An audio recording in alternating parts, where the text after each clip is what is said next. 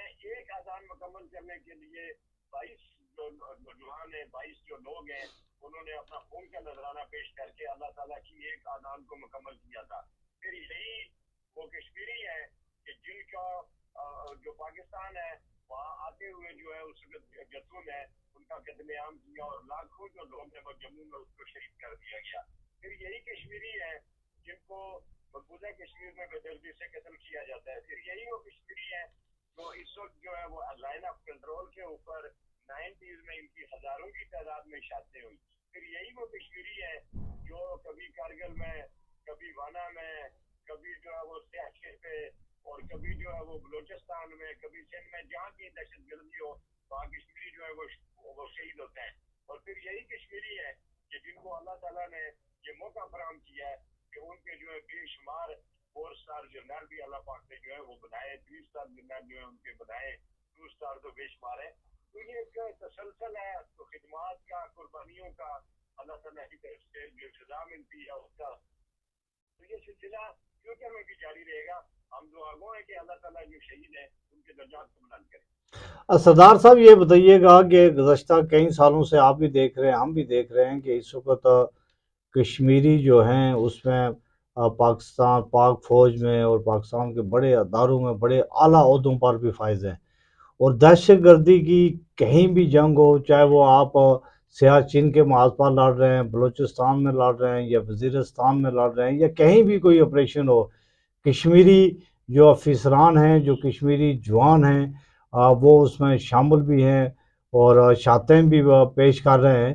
تو آپ کیا سمجھتے ہیں کہ کشمیری اس کے باوجود جب کوئی پروٹیسٹ ہوتا ہے تو وہ یہ کہتے ہیں کہ یہ بات کہی جاتی ہے یہ کشمیری ہیں اور پتہ نہیں یہاں کو بھارت انوالو ہو رہا ہے. اگر یہ کشمیری اتنی بڑی شاتیں دے رہے ہیں تو کیا ان کشمیری کے اوپر کوئی ڈوٹ کیا جا سکتا ہے؟ بڑی خوبصورت بات کی آپ نے صاحب. رمضان المبارک میں آپ ایک اچھا پروگرام جو ہے وہ کر رہے ہیں. آپ کے پروگرام سارے اچھے ہوتے ہیں, اس لیے اللہ پاک نے آپ کو بھی بڑی عزت دی ہوئی ہے اور لاکھوں میں آپ کی ویورشپ ہے. اور ہم ان ناظرین کے بھی گزار ہیں جو اس کشمیر ایکسپیڈیشن کو جو ہے بہت پسند کرتے ہیں, آپ کو لوگ بہت پسند کرتے ہیں اور سمجھتے ہیں کہ آپ جو بھی انفارمیشن دے رہے ہیں وہ لوگوں کے لیے ہوتی ہے, آپ کی ذات کے لیے نہیں ہوتی, وہ درست ہوتی ہے. آپ کو پتہ ہے ہم مسلمان ہیں اور ویسے مسلمان ہمیں اس بات کا علم ہے کہ صحابہ کرام کے ساتھ اور نبی پاک کی نقل میں بھی ہر طرح کے لوگ بیٹھتے تھے, ان میں کئی ایسے ہوتے تھے جو نہیں ہوتے تھے ان کے ساتھ. اس وقت گزارش یہ ہے کہ کوئی 2-8% لوگ اگر کوئی ایسی بات کرتے ہیں تو اس کو پوری کشمیری قوم نہیں سمجھا جاتا, پہلی بات. دوسری بات ہے کہ اگر کوئی کشمیر میں خود مختار کشمیر کی بات کرتا ہے تو خود مختار کشمیر بھی پاکستان کے فیور میں ہے. پوری دنیا میں جب کشمیر کی تحریک چلتی ہے, تحریک کی بات ہوتی ہے, جب خود مختار کشمیر کی بات آتی ہے تو اس وقت یہ کہا جاتا ہے کہ یہ تحریک کشمیریوں کی اپنی ہے. لیکن جب پاکستان کی بات وہاں پہ آتی ہے تو پاکستان کے اوپر دہشت گردی کا الزام لگتا ہے, اور کشمیری نہیں چاہتے کہ وہ پاکستان کو پوری دنیا میں جو ہے نا پاکستان کو ان کی وجہ سے کسی مشکل کا سامنا کرنا پڑے. باقی جس تصواب رائے ہوتا ہے, پہلے آپ بھارت سے جان چھڑا لیں, جب بھارت سے آپ کی جان چھوٹ گئی پھر فیصلہ ہو جائے گا کہ وہ خود مختار رہیں گے یا پاکستان کے ساتھ جائیں گے یا کدھر جائیں گے. اس لیے اس وقت میں یہ بات کہنا ہے کہ کشمیری جو ہے خدا نہ خواستہ پاکستان کے خلاف ہے, پاکستان کے خلاف کوئی بھی نہیں ہے, پاکستان کے خلاف ہو بھی نہیں سکتا. اور اکا دکا کسی کا اگر کسی کے ساتھ اس کا کوئی ذاتی اختلاف ہے, پھر آپ ایک اور بات میں بتاؤں, آزاد کشمیر کے اندر حکومتیں ملتی ہیں, کچھ لوگ جو ہے وہ جو حکومت ہوتی ہے اس کے ساتھ ہوتے ہیں, کچھ اپوزیشن میں ہوتے ہیں, اپوزیشن والے حکومت کو برا بھلا کہہ رہے ہوتے ہیں. تو اس کا کیا مطلب ہوا کہ جس حکومت کو برا بھلا کہہ رہے ہیں وہ حکومت جو ہے وہ ریاست سے بیٹھ دیا گیا, اس کو ریاست بدل کر دیا جائے یا وہ سارے لوگ منکرین ہو جاتے ہیں. ایسا نہیں ہے, یہ ایک نظام ہے وہ چلتا رہتا ہے. اور پاکستان کو جو خطرہ ہے میں سمجھتا ہوں وہ سب سے زیادہ پاکستان کے جعلی وفاداروں سے اور ان لوگوں سے جو پاکستان کے اندر بیٹھ کے پڑھنے کی بات کرتے ہیں, پاکستان توڑنے کی بات بھی کی ہے. سردار صاحب یہ بتائیے گا آخری بات کہ پاکستان کے جو مشکل ترین محاذ ہیں, ہم یہ دیکھ بھی رہے ہیں تقریباً 25-30 سالوں سے, جو مشکل ترین محاذ ہیں, اور وہاں جب آپریشن ہوتا ہے تو زیادہ جو ہے نا وہ شاتیں کشمیریوں کی ہوتی ہیں. کیا آپ یہ سمجھتے ہیں کہ مشکل ترین محاذوں پر بھی کشمیریوں جو افسران ہیں یا جوان ہیں وہ اپنی جانوں کے نذرانے پیش کر رہے ہیں؟ یہ ایک ٹیکنیکل بات ہے. وہ وجہ اس کی یہ اثر کہ اگر آپ پاکستان کے جغرافیائی صورتحال دیکھیں تو پنجاب کے لوگ جو ہیں وہ انتہائی گرم اور میدانی علاقوں سے زیادہ ہوتے ہیں. اسی طرح سندھ کے جو لوگ ہیں وہ بھی گرم علاقے سے ہیں اور میدانی علاقوں سے زیادہ ہیں.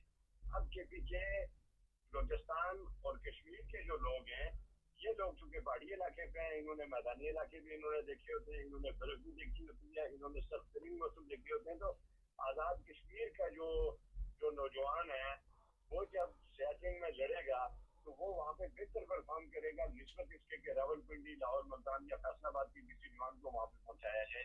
وہ فزیکلی شاید اتنا فٹ اس ماحول میں نہ رہ سکے. یہ نیچرل انسان کی جو انسان کی جو فزیک ہوتی ہے یا جو ماحول ہوتا ہے یہ اس کا نیچرل اثر ہوتا ہے۔ دوسری بات یہ ہے کہ کشمیری جو ہے نا وہ پاکستان کے لیے لڑتے ہیں، یہاں شاید پنجابی پنجاب کے لیے لڑتا ہو، ہندی سندھ کے لیے لڑتا ہو، بلوچی بلوچستان کے لیے لڑتا ہو، اور کے پی کے والا جو ہے وہ کے پی کے لیے لڑتا ہو، لیکن کشمیری جو ہے یہ پاکستان کے لیے لڑتے ہیں۔